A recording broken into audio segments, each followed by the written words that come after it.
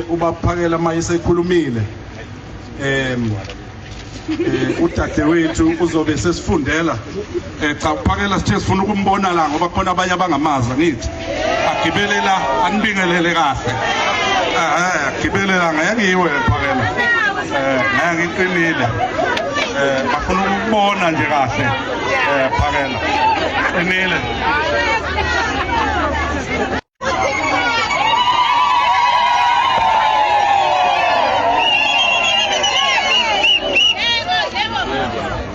Mtitiyelo wami ngiyathokoza baPembe kakhulu, ngicela ukudlulisa okukhulu ukuthokoza enkosini yami yalapha kwayikhali kwaMbila. Bengiqala nqa empilweni yami ukuhlala phambi kwenkosi, kimina kuyinto enkulu kakhulu. Laba abakholwayo siyacela ukuthi kulo msebenzi esiwenzayo esiqhubeka nawo empeleni nomsebenzi engiwenzayo usuneminyaka ewu-12 ukuthi ngoba mawenza into eqondile la eSouth Africa uyenyanywa. Uyenyanya uthunyelwe nangabafazi ukuthi bakuthiwa bakuthuke lapha ko social media.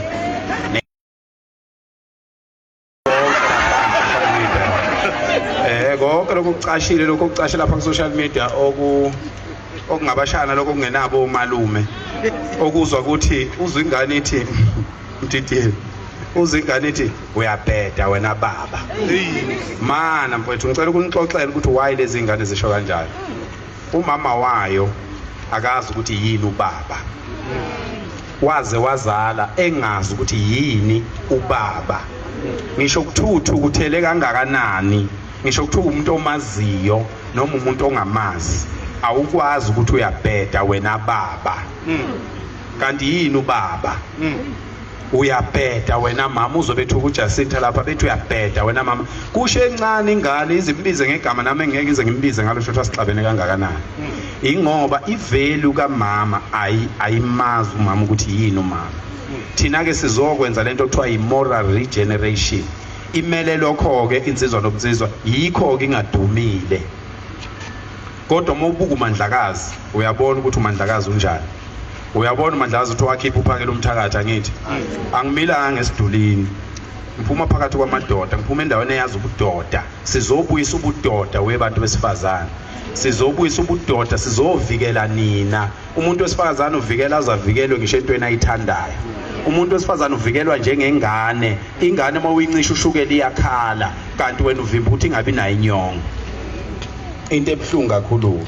So ke ngiyakhuleka ngizama ukuchaza injabulo yami yokuzoba lapha phakathi kwesizwe senkosi bese ngifica amadoda engaka. Kade ngitshela nangoMtitiyelo ngithi hayi zikhona izinsizwa lapha ke nishayela ihlombe. Cha zikhona ngiyibonile. Hayi nginobufakazi la emakhosini awu3 manje esengihambele inkosi uNgwane, inkosi uyikhali, inkosi uTembe. Hayi amadoda ngiyawafica akhona amadoda la. Hayi amadoda ngiyawafica akhona amadoda la. Sidinga nje ukuthi sijovane. Sijovane singenwe lo mjovo wokwenza kahle ngoba kuphela ukuba nesibindi akusho ukuhamba wenza izinto ezingekho right. Mina ngifuna nibe nesibindi, ngifuna nibe ngamadoda, ngifuna kuvuke ubudoda. Ngoba khona indoda nje nombani uyindoda lapho ugcwele bagcwele amadoda inqwaba la.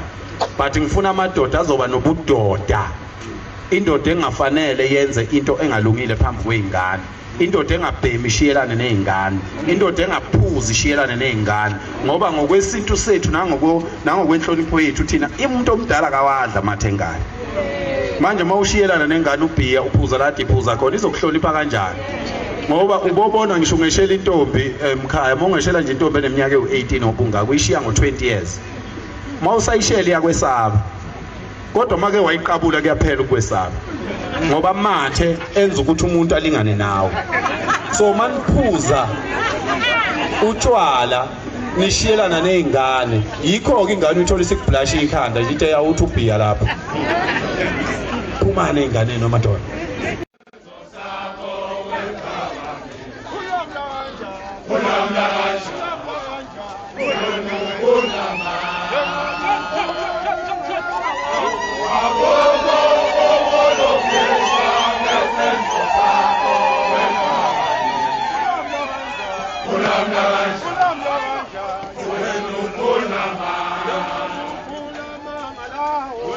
Aboko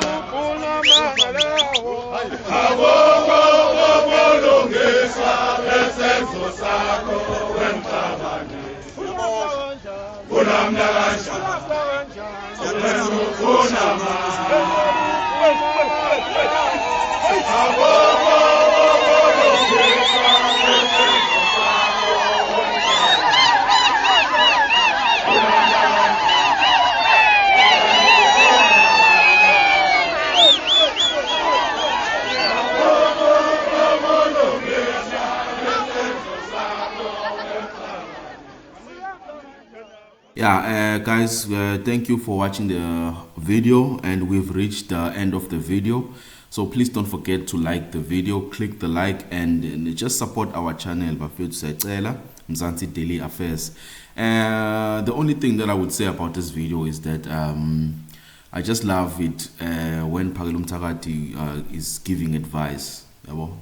It's always refreshing when this man is giving advice, you know, giving advice and hope to the country. This is a pure leader, and for the fact that someone did khona mlumcicishile Phakile Mthakathi ukuze ukuthi abe indoda la ngiyo namhla njengoba simbona so, and he even has a boot camp.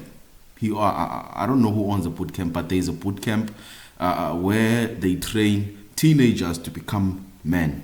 So nonetheless, let's have a conversation. Let's leave us a like and subscribe to Mzansi Daily Affairs. Thank you for supporting the channel.